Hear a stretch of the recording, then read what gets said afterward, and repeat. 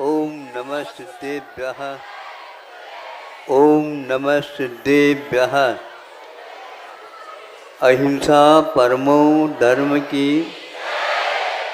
आचार्य गुरुवर श्री कुंद कुंद भगवान की। आचार्य गुरुवर श्री ज्ञान सागर मुनि महाराज की। जय लो परम पूज्य संत श्रमणे आचार्य भगवान विद्यासागर जी महामुनि राज्य की। समस्त आचार्य संघ की।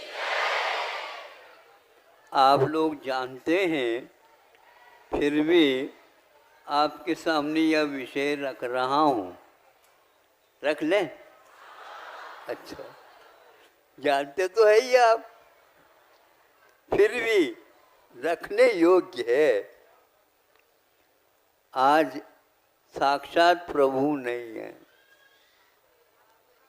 रिद्धिधारी मुनि महाराज आज नहीं मिल रहे हैं। फिर भी परंपरागत जो जनवाणी हमें उपलब्ध होती है, उसके आधार पर बड़े बड़े आचार्यों ने आज तक काम किए हैं। मोक्ष मार्ग देखने को नहीं उपलब्ध होता। जैसे आप लोग गाड़ी घोड़े के द्वारा आ जाते हैं तो रास्ता तो दिखता है, किंतु आज मोक्ष मार्ग क्या है यदि कोई पूछता है तो क्या बताएं भैया? बड़ा विचित्र प्रश्न है, लेकिन इसका उत्तर भी ऐसा ही है। ये देखने योग्य नहीं, यदि दिखाने योग्य नहीं, देखना चाहें तो श्रद्धा की आंखों से दिख सकता है। इसके आगे हम कुछ भी नहीं कर सकते। थोड़े से आप लोगों को याद दिलवा दूं।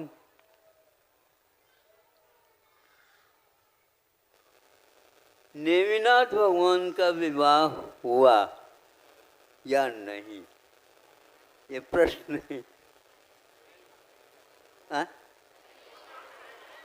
बारात चली गई थी क्या नहीं?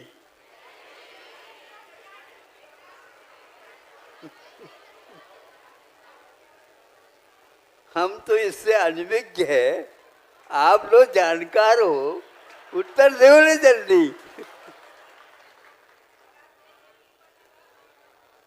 अब पूछना ये होता है, यदि नेमिनाथ को पूछा जाए, आप जानते नहीं थे? मति ज्ञान था, श्रुत ज्ञान था, अवधि ज्ञान भी था, प्रत्यक्ष ज्ञान था, तो ये शादी होने वाली नहीं है ऐसा आप कह देते। इतने परेशान क्यों हो गए? बोलो। अवधि ज्ञान, मनोफरी ज्ञान और मति ज्ञान या श्रुत ज्ञान, ज्ञान होते हुए भी महापुरुष इनका उपयोग करने से पहले सोचते हैं यह हमारा विषय है क्या नहीं। यदि है तो सब लोगों को बता देना चाहिए हमारी यह शादी होने वाली। किसी को कहा नहीं, किसी ने कहा नहीं, बाराती लोग शामिल हो गए। अब राजकुमारी है, राजुल, हाँ, तो उसको पूछा गया, जहाँ ये चले जाएंगे हम जाएंगे। यदि मंडप में चले जाएंगे तो हम भी इनके साथ हो जाएंगे, नहीं है तो ये शिखर चढ़ेंगे, हम भी पीछे पीछे हो जाएंगे। रास्ता कौन सा? जो सामने वाला का होगा वही हमारा होगा। इसके बारे में सोचता हूँ, वह क्यों नहीं हुआ। कई लोग कहते हैं, महाराज ये बताओ ऐसा क्या व्यवधान आया और मूर्धन्य ज्योतिषाचार्यों के द्वारा, सुन रहे हैं आप लोग? हाँ, मूर्धन्य ज्योतिषाचार्यों के द्वारा नक्षत्रों का ज्ञान, मुहूर्त निकालने में कोई आवश्यकता नहीं, दोनों तरफ से ये सब जान करके तय कर लिया गया है कि बढ़िया मुहूर्त तो सोधा हुआ है और इसमें कोई बाधा नहीं आएगी। अब बोलो, बारात ही बीच में रह गई, इससे व्यवधान बड़ा कौन सा हो सकता है? अब बताओ, हर बात को कहना नहीं चाहिए, फिर भी आप लोग आग्रह करते हैं, तो हम आपसे पूछते हैं, आप लोगों को उस समय ज्ञान हो गया होगा कि श्रावण में शादी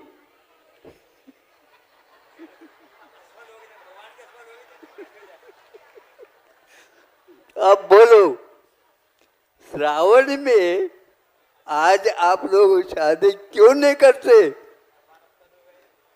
हमें अपने राजुल को सुरक्षित रखना है।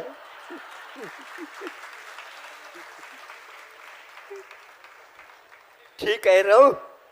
हाँ, इसलिए ऐसे मुहूर्त होते हुए भी उस समय कोई न कोई शक्ति आकर के उन ज्योतिष आचार्यों को भी वह अपने चाबी भर दी होगी और उन्होंने भी ठीक है मुहूर्त, ठीक है मुहूर्त, ठीक है, दोनों तरफ से हुआ, बारात जुट गई, कहाँ इधर कहाँ वह जूनागढ़, सब लोग गए। किसी के भी मन में यह शंका हुई नहीं, बाद में निर्णय ले लो, बात अलग है। यहाँ तक कि मेहंदी रच गई, मेहंदी जानते हो? मेहंदी रच गई और हल्दी लग गई। ये कौन है? ये कंवर साहब है, दामाद है। ये सब कुछ हुआ और नेमी कुमार ये सबको सुनते भी जा रहे। उन्होंने इसके बारे में सोचा क्यों नहीं? आप लोग जो है ना मोबाइल रखते हैं, कोई उधर से भी कोई नहीं आता था, हाँ, इधर से नहीं आता तो वो करता है, उधर से नहीं आता तो ये करता है, इस प्रकार चलता रहता है। तो ऐसे ही अवधि ज्ञान को भी मोबाइल समझ करके नेमी नाथ यदि करते मोबाइल से, बात हो सकती थी देवों से। देव भी लोग जो है ना बहुत पक्षपात करते हैं। उनको तो आकर के कहना चाहिए था, जैसे भगवान शिवनाथ भगवान के लिए क्या किया था, एक और नीलांजना दिखा दी। नीलांजना एक नहीं 2 निकाल दी और उनको घर से बाहर जाने के लिए संकेत दे दिया, लेकिन बहुत डरते हुए किया था उन्होंने।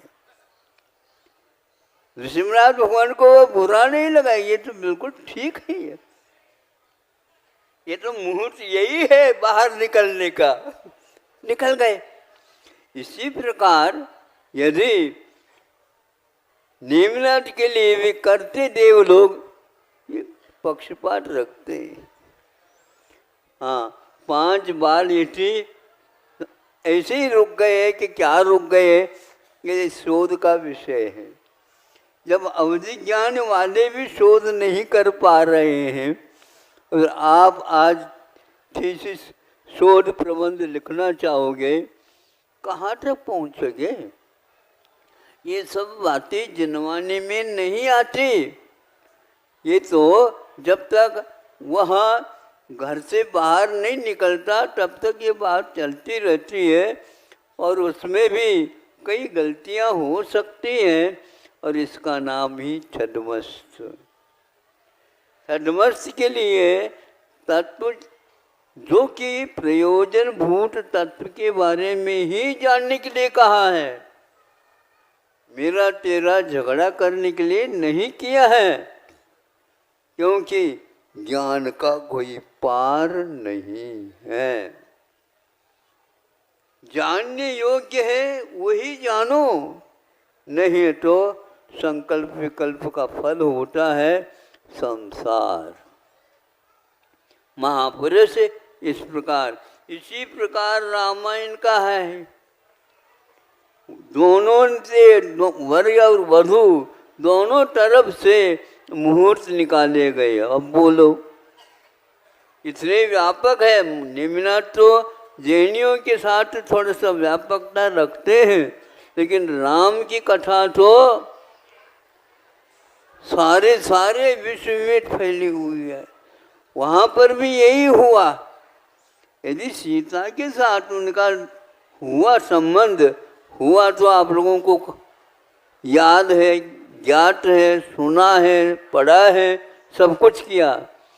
आँखों में पानी आए बिना नहीं रहेगा, केवल महिलाओं को ही नहीं, महाराजों को, कवियों को भी जब लिखा है उस समय उनको भी आंखें नम हो गई होगी। नम क्या महाराज, 64 धार हो गई होंगी। हाँ, ऐसे दंडक वन में कैसे रह गई, किसी ने मुहूर्त सोचा ही नहीं होगा।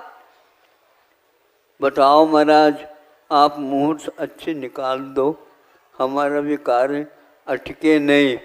ऐसे भैया वहाँ जाओ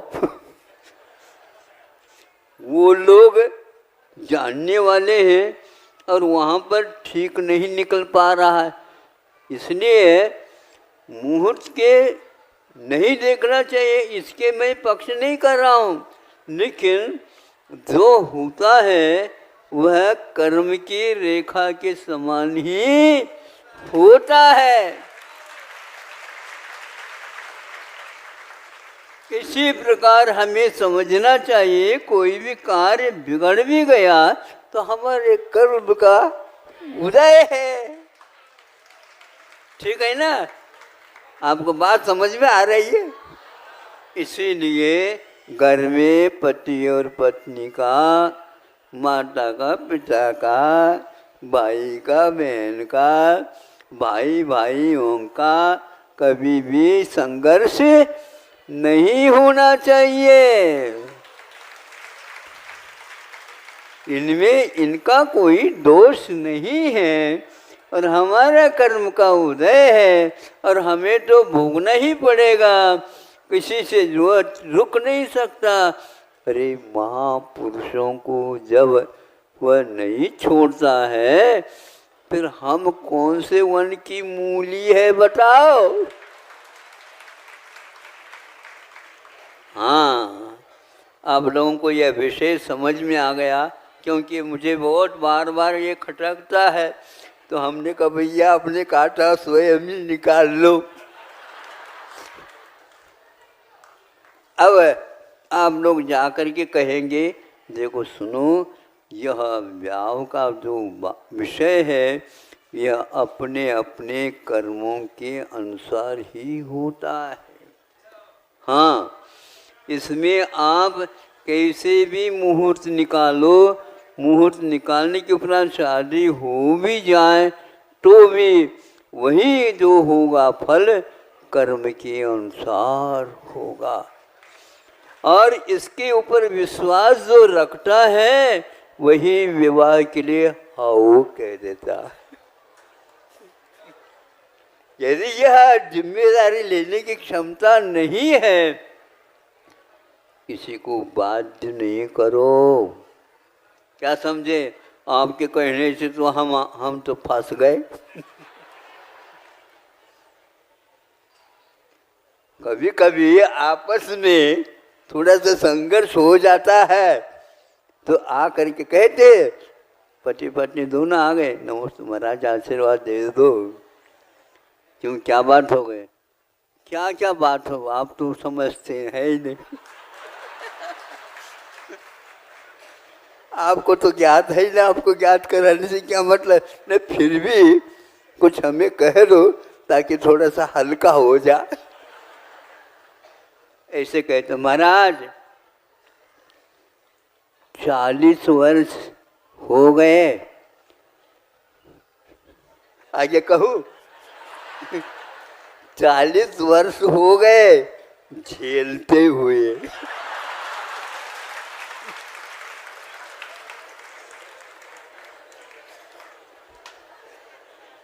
झेलते का अर्थ क्या होता है? महाराज आपको हम क्या कहें, आप किसी को कहियो नहीं। किसी को कहियो नहीं, ये तो होना वही होता है। जितना हुआ है अच्छा हुआ, कर्म के अनुसार हुआ, आगे भी ऐसा ही होगा। इसलिए किसी के साथ वैर, किसी के पास ऋण आदि आदि नत रखो और अपना जो प्रवास है उसको पूर्ण करो। कभी भी दुख में और सुख में जनवानी कहती है, बेटा तुम रो नहीं और हंसो नहीं। ये एक पिक्चर है, ये एक सिनेमा है, ये एक नाटक है, उसके अनुसार मंच पर करना होता है। भले ही कोई आंसू नहीं पहुँचने वाला है तो स्वयं ही नहीं समझे, स्वयं ही करो और दूसरे को करते समय दूसरे के सामने हाथ रखो, वो देख न सके, क्योंकि सबका यही पुराण है। इस प्रकार अपने कर्मों को भोगने के लिए यहाँ पर आए हैं, तो अपना धर्म का भी अनुपालन करो और याद रखो, बड़े बड़े महापुरुष कदम उठाएं तो वह कभी पीछे नहीं लेते हैं, उन्हीं के वंशज हो आप। इसलिए ये परंपरा, वंश परंपरा से जो काम हो रहा है ये बहुत सौभाग्य से हो रहा है। 4 पुरुषार्थों का विवेचन आप लोगों के लिए किया गया है, उसके अनुसार चलोगे निश्चित रूप से भविष्य भी सुंदर ही रहेगा, उज्जवल रहेगा। और किसी से कुछ मांगो नहीं, प्रभु से यदि मांग सकते हो तो हम और कुछ नहीं चाहते हैं, केवल आपका समागम हमें आगे भी मिलता रहे। अहिंसा परमो धर्म की।